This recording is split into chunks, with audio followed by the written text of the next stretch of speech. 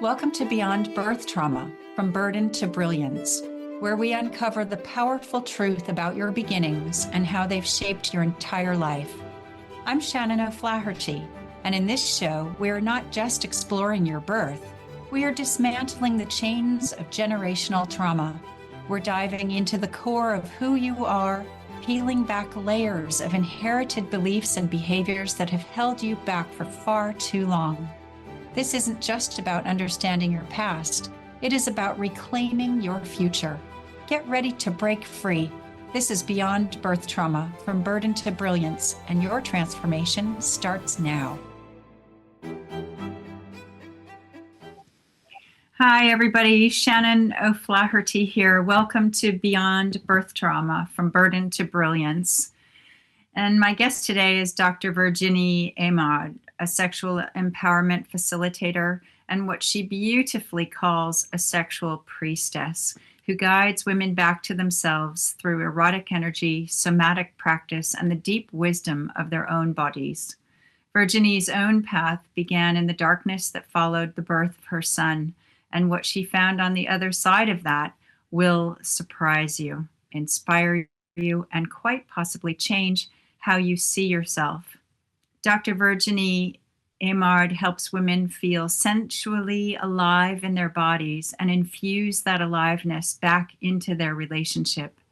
She spent years building an impressive life as a UN diplomat until postpartum depression and the collapse of her marriage forced her to face what she'd been avoiding. Piece by piece, she came back home to her body and discovered that desire goes silent when we abandon ourselves. A certified erotic blueprint coach, she created the erotic reconnection method as a map guiding women back to their energy and erotic vitality, and couples who've become roommates back to being lovers. So you don't have to spend a decade and lose a marriage finding the way on your own.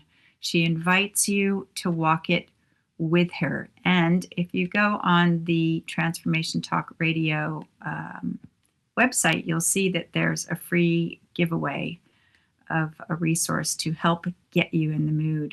So welcome, Virginie. I'm so happy to have you here as my guest today.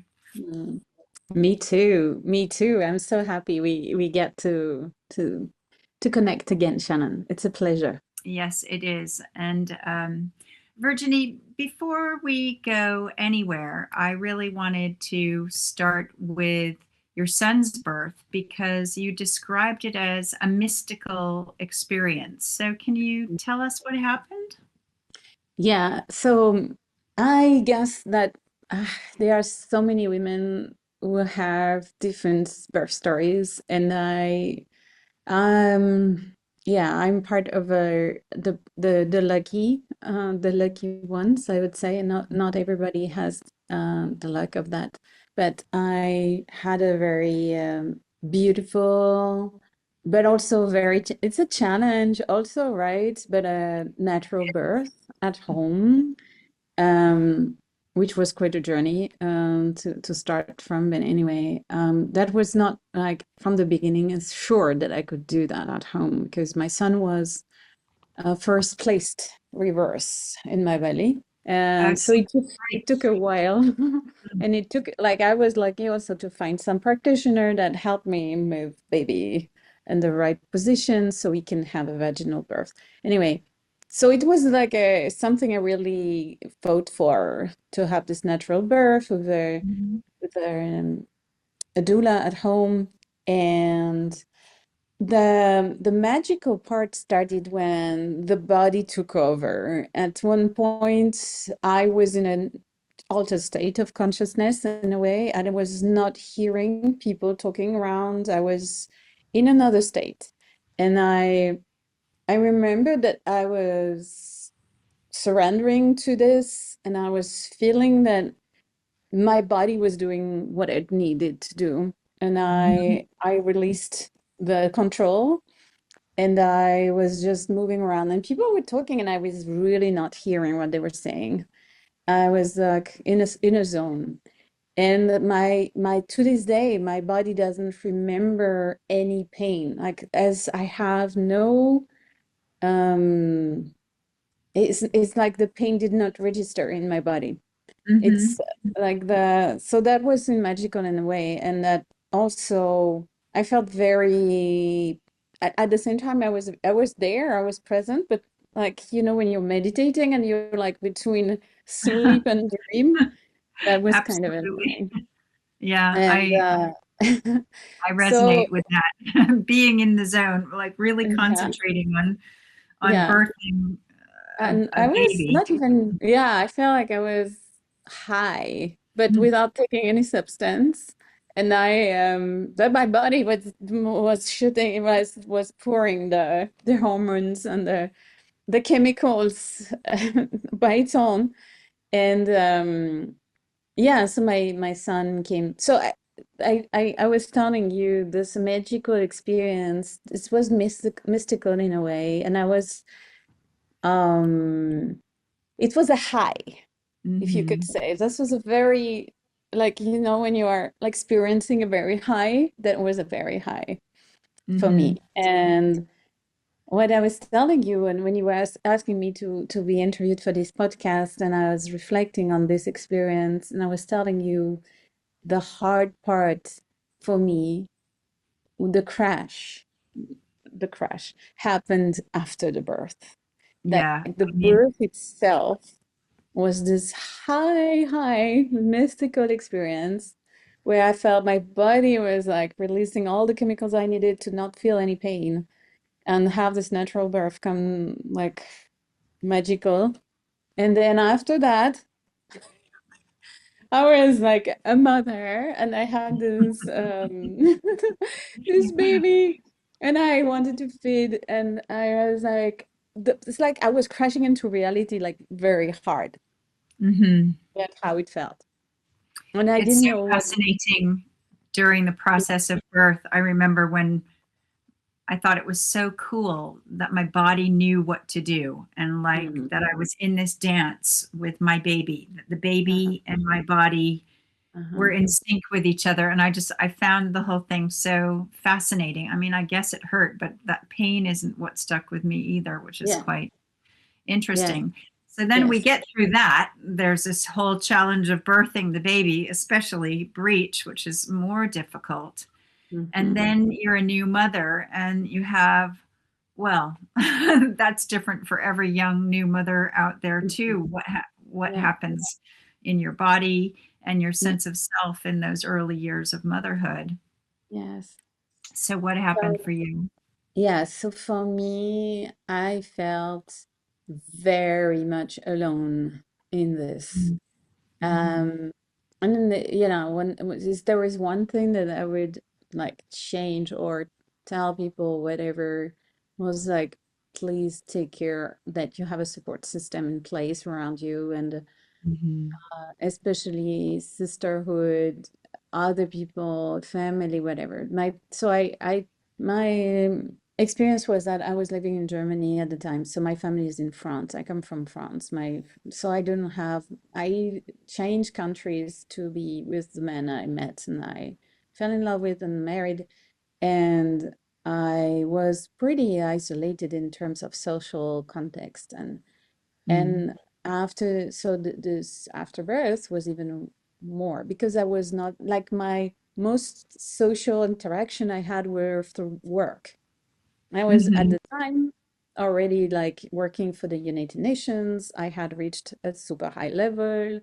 I was a head of section, which is a really high level job, and I was responsible for a team, and I was traveling 3 times a month in other countries. I was doing a lot of work and I was involved a lot.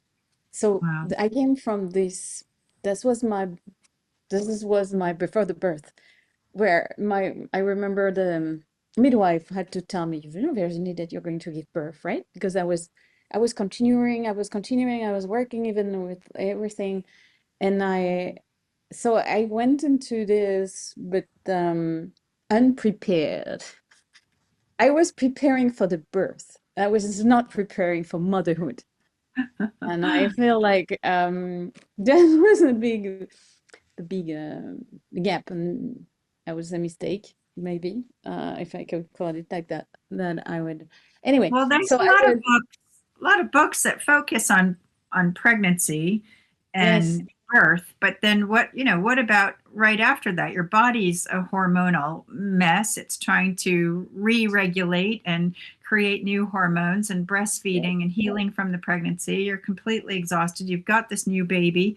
Who knows what to do with this? I mean, we have our intuition, but there's at least I'm not sure when you gave birth, but for me, 35 years ago almost, there weren't books about being a new mother and what you could expect from that. So it's a whole different phase from giving birth. Yeah. you know, there are lots of processes, and it's a complex layered into our own like wounding, traumas, things that happened for us, that where we are in life, whatever.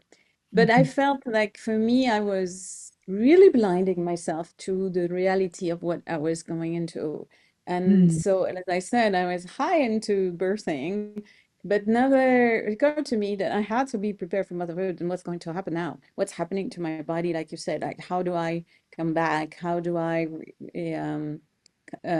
heal?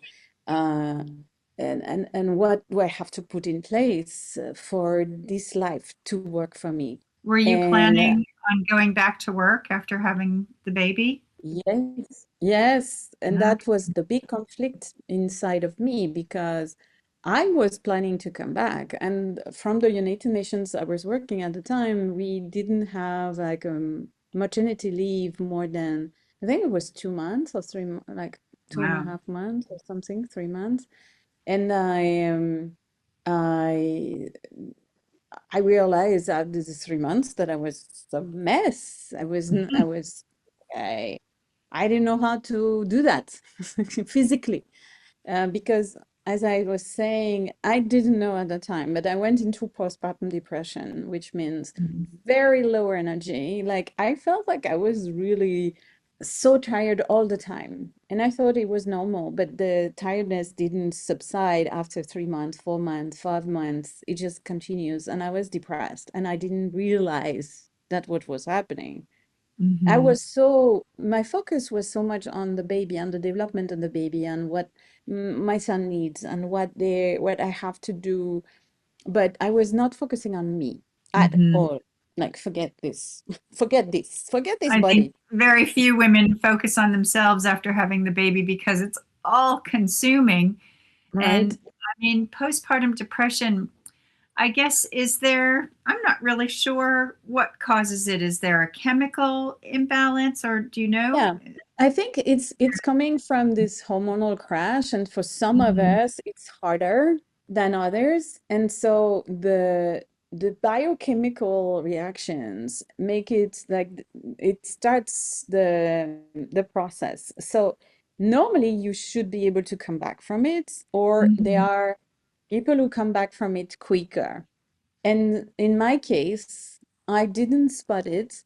I didn't reflect on that. I was very much, I don't know in which silo I was. I really wonder that I didn't get any messages or like proper information, whatever. But this depression that initiated from this biochemical crash was continuing because I was already, there was already something in me, in my psyche, in my life that made it possible for this to continue on. Like it's not just one factor, right? It's Mhm. combination of factors.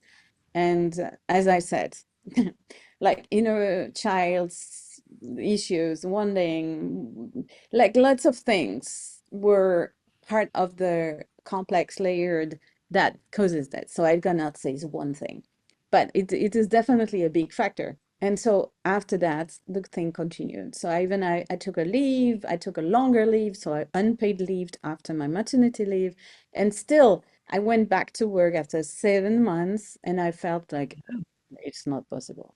I was just like, Wow. I'm not surviving this. I'm still breastfeeding. I'm going to work with shirt with a lot of wet milk coming out.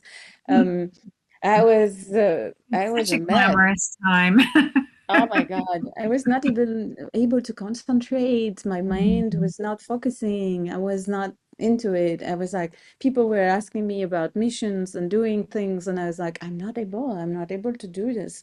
High level meetings. I'm not able to travel to India, to Africa, to different what I was doing before.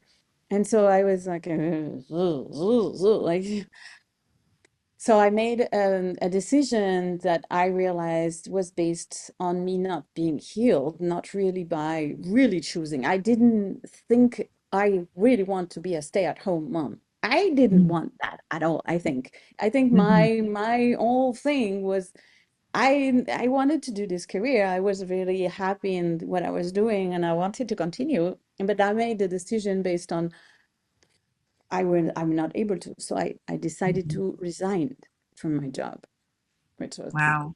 I mean, being that's a civil servant, being a like a, huge inner turmoil. You're trying to be the new mother. You want to keep the career, but your body and your mind are not playing. Yeah, yeah. that's So hard. after I did that, so I realized, oh wow, my life is now I'm at home and I have to take care of this child, and now I don't have any social context, and like you say, my sense of identity completely exploded, and I am lost. But now I'm alone, and I'm in a house in the countryside with a Were you child. with your husband still? So my husband at the time was still pursuing his career. So after it took a little time at the beginning, but he went back to work, and then he was working in another city, which means that he was away 4 or 5 days a week and then Wow. coming back on the weekend. So I was alone a lot of the time, and I Hmm. was really, it was scary. And I was Well, like, so all my energy is about surviving the day. Like I'm surviving the day. you said that this experience that you had in this loneliness after the baby and just survival mode is why you now help other women. What do Yeah, you so wish somebody had said to you or done for you to help you in that time? oh gosh, I wish somebody had really shake me off. I'd like say, hey, this is what's happening. But it took me a while. It took me 3 or 4 years to go and see somebody who actually diagnosed, like a psychologist, and said Mhm. you postpartum depression and you Mhm. need to be helped with that now. And imagine 3 or 4 years doing this. And on these 3 or 4 years, the resentment built up, the disconnection with my husband, the father of my son, really grew, and we grew apart. I didn't have like in this time, I didn't have any libido, I didn't have any attraction, desire. I was just surviving and no energy for anything else, and I was feeling no nourishment, no nothing coming to sustain me and to bring me up.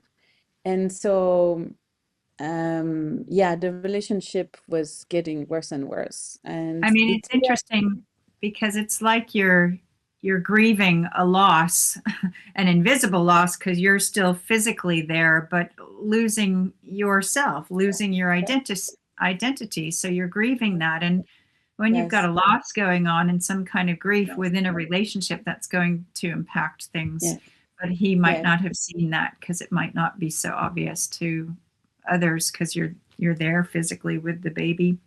yes, Mm. and you function, and you still function, and then and everybody thinks you're lucky because you're at home.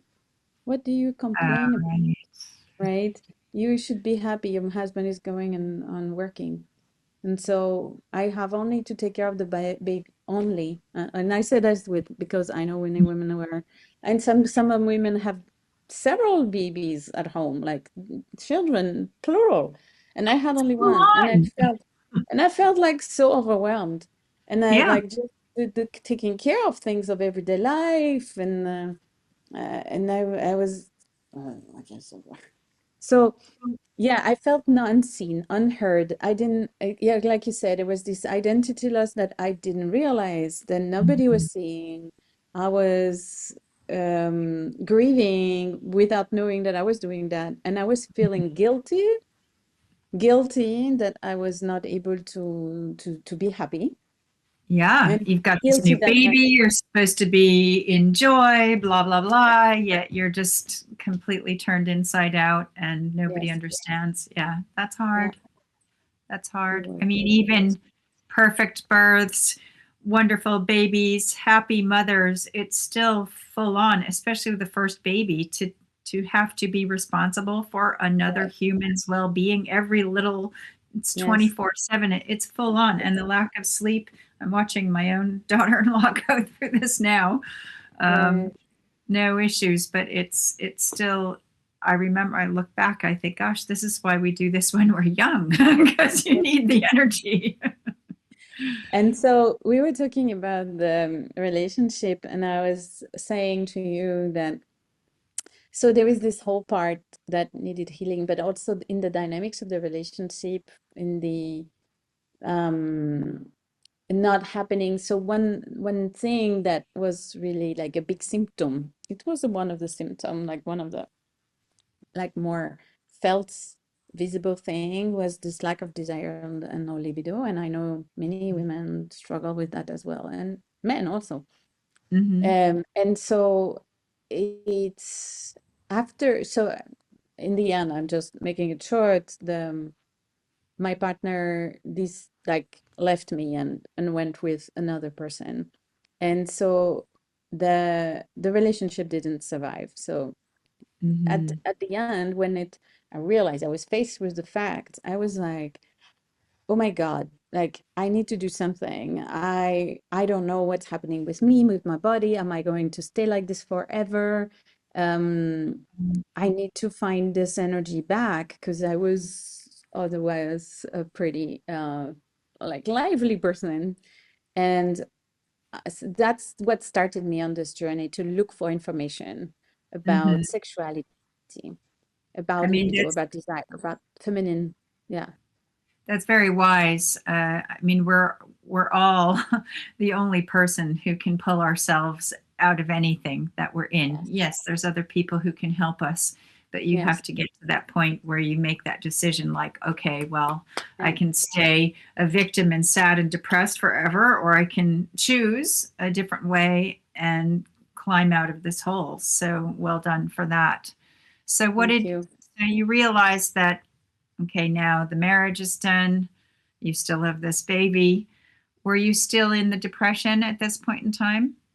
I started to begin to start a path of healing at this moment. Mhm. So I started a long journey of doing different modalities of work. I did a lot of energy healing.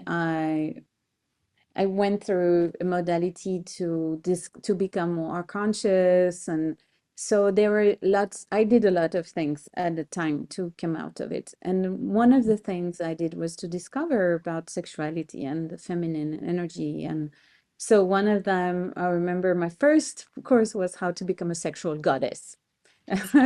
So Well done. There you are. so it was like, okay, this is so far away from the reality, but I feel like there was something about the sacred sexuality, like the understanding that se the sexual energy is the life force. And Mhm. I was deeply feeling this and knowing this somehow. And I felt like it was so far away from my everyday life, but this is where I wanted to go. So this is one thing that was like calling me, this more sacred aspect of us as women and having access to that. And then I discovered also through this path the work of Jaya, who's a world-known sex educator, and she's the creator of the erotic blueprints.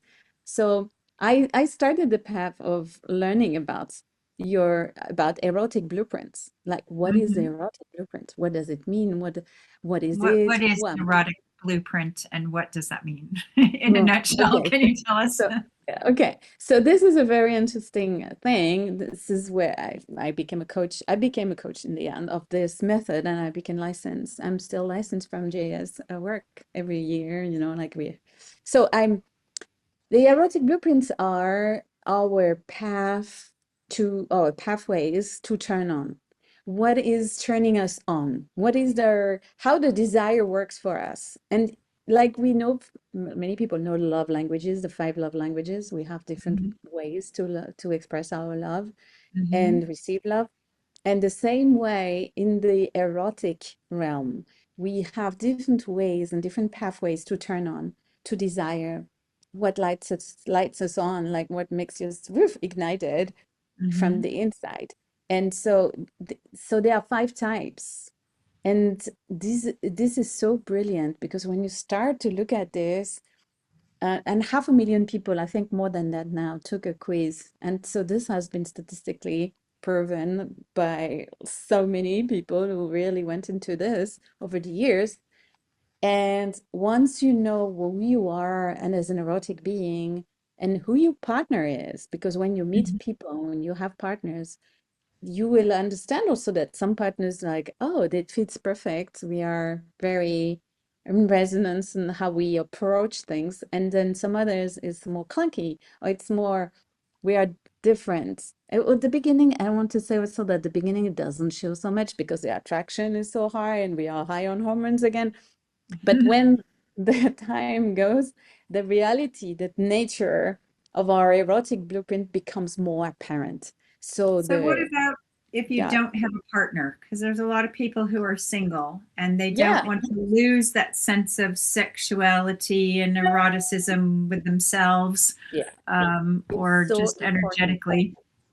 So one of the biggest work I do is to make women feel conquer the sense of freedom and liberation of the need of a partner, the And validation, the need of a the partner. somebody who will read you better than you, Right. Okay. somebody who knows what to do with you.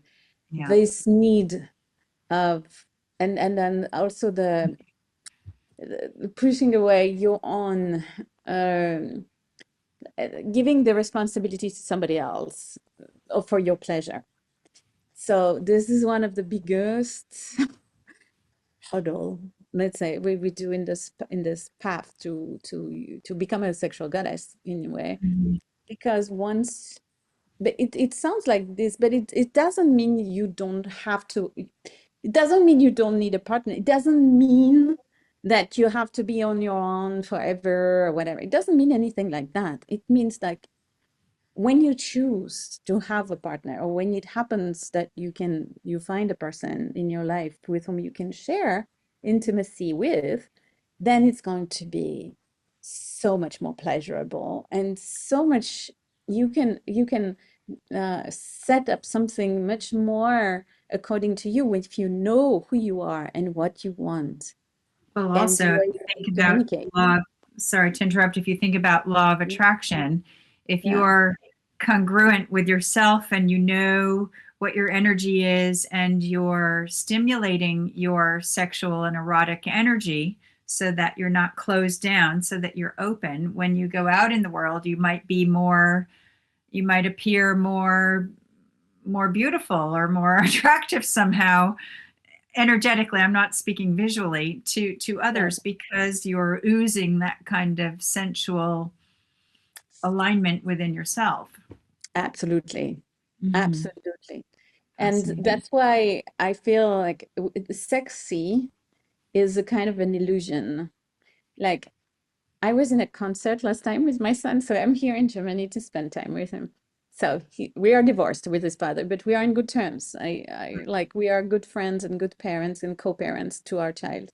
So so we were together at this young people concert, and there was these dancers on the stage, and they were dressed in what we will call super sexy way, like very Mhm. short shorts and t-shirts, and they were behaving on the scene like this and doing all these things.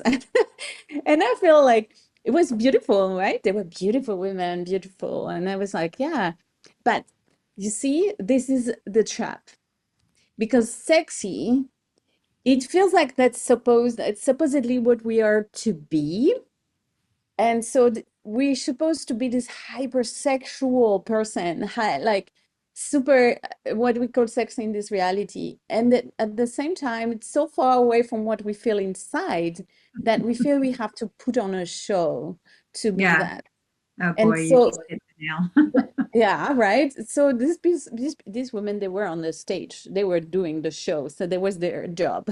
So they were doing a good job.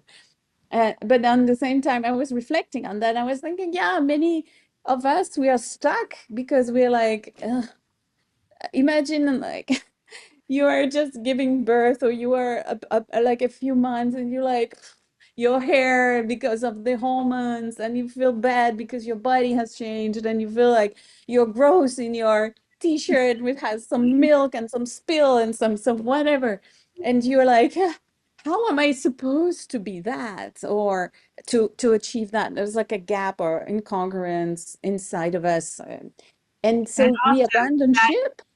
wearing that mask, putting on the sexy, also sets up that expectation Exactly. uh, for other people who are viewing you. Even if you're Exactly. not feel like anybody can put on a short thing and do the show, but if that's not really what you're feeling inside, then you're met with discontent and you're wondering why, because Yeah, you're displaying one thing and feeling another. But and that's exactly. cultural also, right? And also, it doesn't create this attraction. And so, if you look at in also studies and articles around art of seduction and attraction and what men find attractive. And yeah, I mean, for sure, there would be people who would appreciate this very beautiful person. But it also, what is making somebody very attractive is not necessarily this visual sexiness, Yeah. but the inside, like being, feeling good with yourself, feeling good in your Mhm. body, knowing you, feeling confident, and like putting yourself into a room and like knowing like you are like you are magnetic from being Mhm. you. And Mhm. it comes from a totally different space. It's not a show, it's not a performance, it's not something you try to be. It's something you are because you've Mhm. done this work. So you are tuned to yourself, you're tuned to the moment, you are present with your body. And this is a skill you can learn. This is not Mhm. something you have to magically be, and some are them and some are not. And you can learn it, and you can approach it in a kind of like incremental way, like it's something you can work yourself on. And Mhm. that's what I do. That's what I do with women. That's why I like showing like how you build up this connection with your own body, attunement with your body, with the partner's body, so that you can feel free. You feel free. You feel like you're creating something. And You're so creating. when women come to you, and maybe you have male clients too, I don't know, but when women come to you, what are they bringing to you that you can help shift for them? Or how can you tell us about some of Mm. your clients and how your work has helped them? Yeah. So one thing that women would say to me is that they feel invisible, or they feel not seen, or they feel um, also that they don't feel the desire sometimes. So sometimes they would feel more attracted to their partner, and they feel like their partner doesn't respond to them, or they don't know how to approach, or they do certain things they think supposedly should have the right reaction, which is something we work together on. But so they would do certain things, and they would be met with rejection, or a partner that is dismissing them, and so they feel very frustrated, or they are themselves feeling like their partner is coming too strong on them, and they feel like they don't have this desire for them, and they wonder where it has gone, and they don't know if they are really the right partner, or if they should look somewhere else, or if they are just abandoning the idea that they will be like the sex is really important to them. Sometimes Mhm. they're just like about to give up, or they almost already given up. And but they feel kind of, is that really all there is? Or like there's a Felt doubt. like There's that a for doubt. so much of my life. Really? Is this it? Is this it? Am I going to stay like this Mhm. forever? Is it Mhm. not for me? Maybe I'm not sexual. Maybe it's not like my thing. I I've would felt all say, of these things. girl, yes, you are. So this is what I want to say to all women. Like, you are a sexual being. You have an organ, which is called a clitoris, which is only function is to give you pleasure. Mhm. Girl, think about that. You are sexual. You're, and I really want to, I'm passionate about that, you see, because I'm getting like, oof, yes, Let's go. because this is what we are. And when we are like when we are really going into it and really to the crux of it, if like this is what Tantra, if you're talking about India or Tao Tantra, but this is all about this ancient wisdom telling you your life force is your sexual energy. Your sexual energy is your life force. You have this inside of you. And when you have access to that, if you have it flowing into your body, it can really become a vector for even spiritual growth and but growth in your life.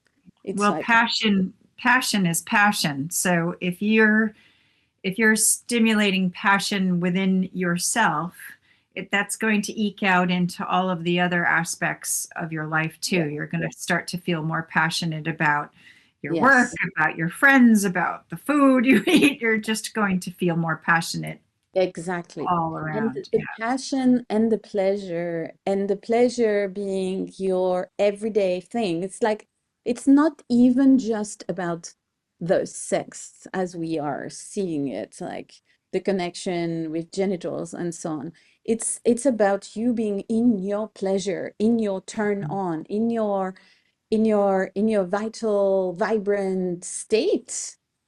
And if you have this flow, if this flows into you, this will flow into anything in your life, which includes your business. A lot of women who come to me are like me, coaches who are developing their own business, or your career or your life, in your family, in your relationships, in everything in your life.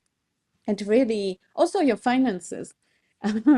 Oh, It's well, like root everything. chakra is all about money and safety and security, isn't it? So if your root chakra and your second chakra are working properly, then abundance is going to be flowing to you as It's well, part isn't of it? your, and the same in the way you could say there's a relation in between the two.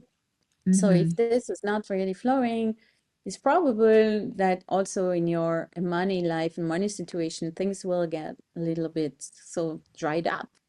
And what Hmm. we want is juiciness, and you want to have this juiciness in your life. And this is going to have some, and so there is a part I say growth, and I say growth because it's that, so the effects of that in your life, but it's also you as a human being. And I know many people who are following you, who are here listening to you, are people who are interested in spiritual evolution, spiritual Sure. growth, and want to feel this um, sense of self also being expanded and being like, okay, I have access to much more of me. And and through the sexual evolution, the erotic world, the erotic arts, I call it art, right? Because for me it's an art. But if you let yourself use this as a vector for you to discover yourself, you will have access to much more aspects of you. You explore yourself. You explore facets of you, aspects of you, also your lights and your shadows.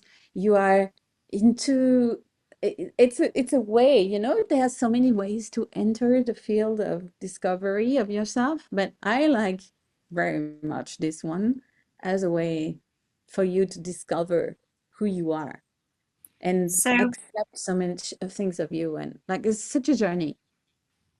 at this phase, so I'm in a very different phase of life than I used to be, right? I've become a grandmother. And I find myself, even though I'm attracted to men and love all of that, but I'm finding myself really wanting deep connection more than Yeah. anything, more than just great sex with a friend. I don't want to go have random sex. I No. could, used to, but I don't want that. I want deep connection. I want to feel safe enough Mm. and seen enough to be truly creative. Does that resonate with where your work goes as a woman moving through Yes. menopause and midlife? Girl, 100%. Yes. And so many, and I think this is also why I call it reconnection, what I'm doing.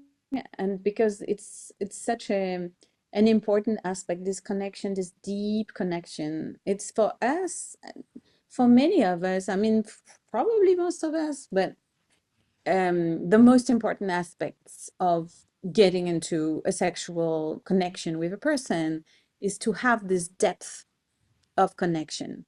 And a Hmm. person who knows you intimately, it's not just doing some nice stuff with your genitals to have an orgasm, right? It's more than that.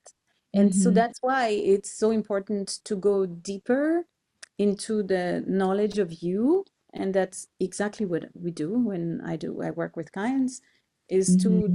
discover yourself and go into the depth of yourself. So when y- I just had a conversation with a client like yesterday or 2 days ago. We just had an interview where she was telling about like what changed for her, and she is now able to. She was complaining that she was not meeting the men that were at the level that she wanted, and Hmm. so she now was able to create this amazing connection with this man that goes so deep and so fulfilling for her, her body, her intellectual, her, like she feels like so enriched in her being.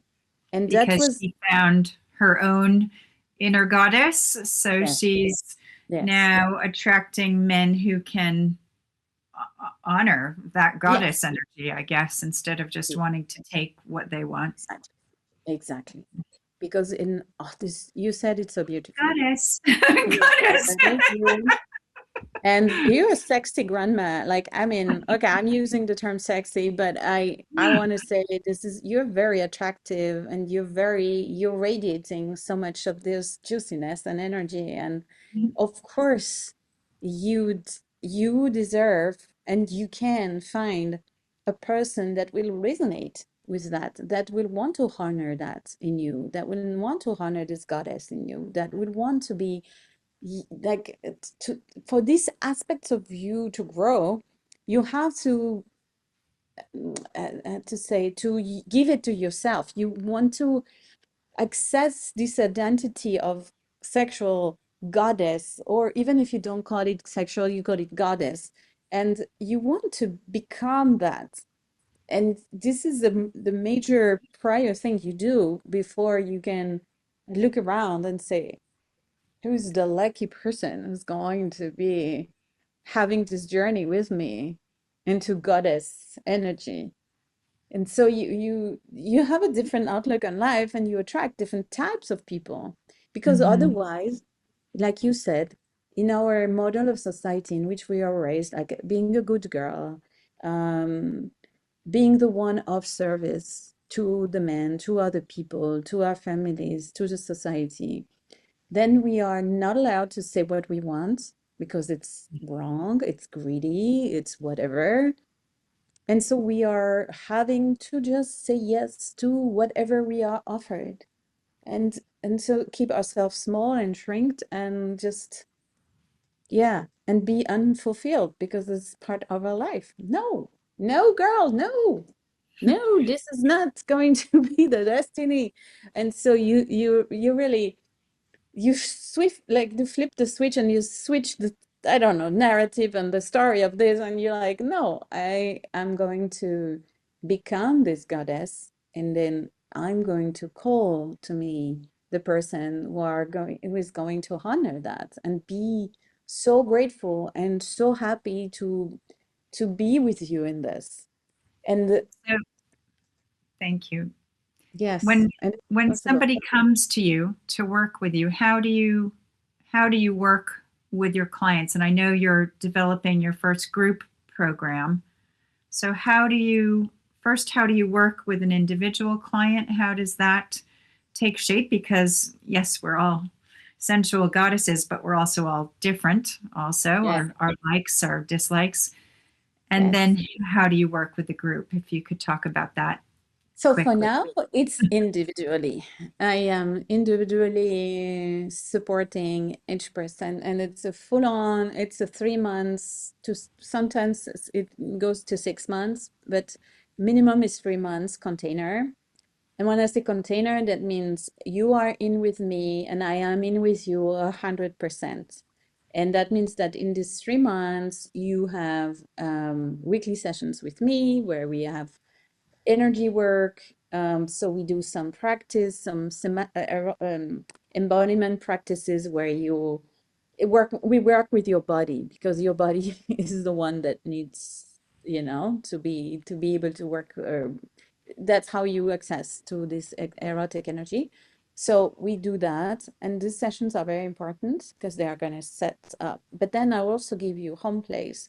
I give you some tasks and give you things to do. So you go in the world, do your thing, and then we have an access. You have access to me via Voxer or WhatsApp, whatever you prefer. So you can send me questions, tell me what's going on in your life, and get feedback. So you are very supported to the maximum.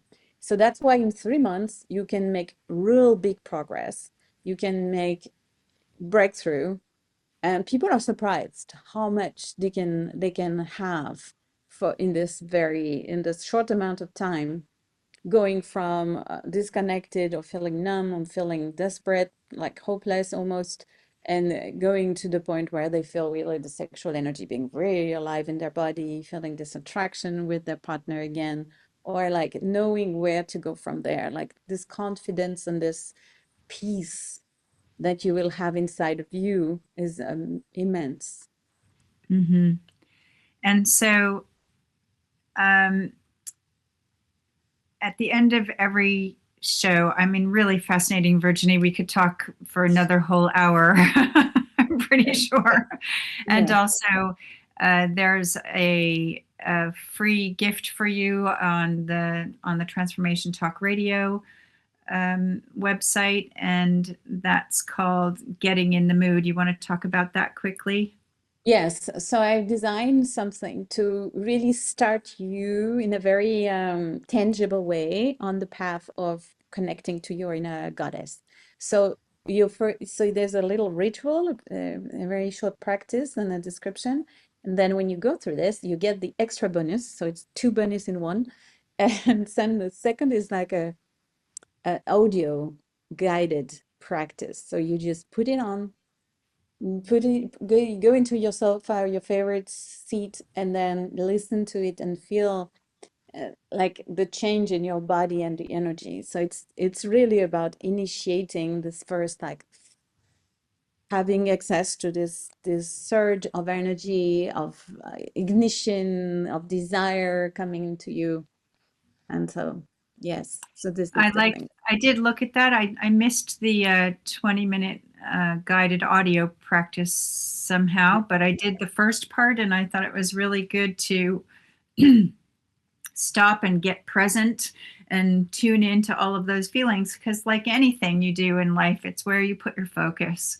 And so Mhm. many of us leave ourselves for last or never give ourselves focus. I mean, there's a lot of women who are really shut down. They've never even explored themselves, right? Mhm.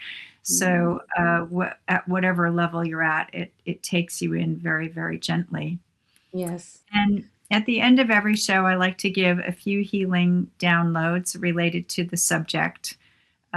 So let's just do a few of those now. So put your hands up and your feet flat on the floor. Take a sip of water and just say, if you want to receive this download, just say yes out loud after I say this. Um, I am free from being a mother, taking precedence over my pleasure, sexual energy, and prioritizing myself. I am free from needing my partner to be on board. I am free from needing a partner to start my journey to sexual fulfillment. I am free from believing that becoming a mother has cost me my sexuality. I know how to be a mother and a sexual goddess. My erotic energy is sacred, mine, and a source of creative power in every area of my life. Now, in every cell of your body, in every level and plane of your existence. And let that land with you, and you can meditate on that later. And also at the end of every show, Virginie, I like to ask my guest if you could have one thing that everybody would take away from this conversation, what would you like them to know? The goddess is inside of you and is waiting for you to call her. That's wonderful. Did you hear that, everybody? We're all the goddess. Tune in. Yeah. Thank you so much, Virginie. I was so happy to have you here. Yes, that's great. And you're beautiful. You really are a beautiful sexual priestess, goddess. And thanks so much for tuning in and watching live. And love you all so much. Love you. Thank you. Shannon. You have been listening to Beyond Birth Trauma, From Burden to Brilliance with Shannon O'Flaherty on Transformation Talk Radio. On the second Tuesday at 10 a.m. Pacific Time, we connect the dots between your ancestors, your birth, and the patterns that keep you stuck, guiding you to a place of profound healing and unstoppable brilliance. By examining and healing your cellular imprint from birth of how you perceive and respond to the world and the challenges that are created in your day-to-day life, we can begin to heal and live more balanced and fulfilling lives. For more information, visit shannonbtb.com. That's shannonbtb.com.